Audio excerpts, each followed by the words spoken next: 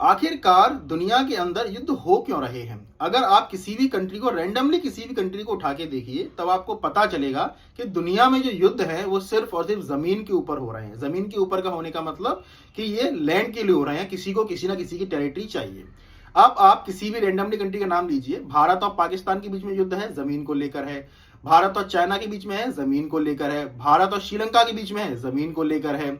और पाकिस्तान और अफगानिस्तान के बीच में है, जमीन को लेकर है। पाकिस्तान ईरान के बीच में जमीन को लेकर है। ईरान इराक के बीच में जमीन को लेकर है। अच्छा, अगर आप देखते हैं रशिया यूक्रेन जमीन को लेकर है। इसराइल का और हमास का जमीन को लेकर है। इसराइल फिलिस्तीन जमीन के ऊपर है। और थाईलैंड कंबोडिया जमीन के ऊपर है। किसी भी बड़ी कंट्री को उठा के देख लीजिए, आप चाहे जापान को देख लीजिए, साउथ कोरिया को देखिए, वियतनाम को देखिए, तो ये भी जमीन के ऊपर लड़ रहे हैं। जापान और रशिया के बीच में भी युद्ध है, वो भी किसी आइलैंड को लेकर है।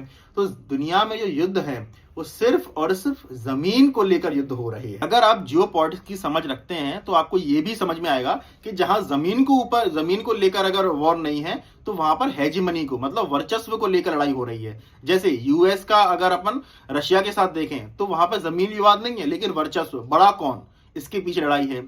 ऐसे चाइना का यूएस के साथ कोई वॉर है, कोई जमीन ही है, कुछ नहीं है, लेकिन लड़ाई किस चीज की है, बड़ा कौन, तो वर्चस्व की लड़ाई है ना। तो वर्ल्ड में अगर वॉर होते हैं तो इन्हीं दो तीन चीजों को लेकर होते हैं, और कोई वॉर का कारण है ही नहीं।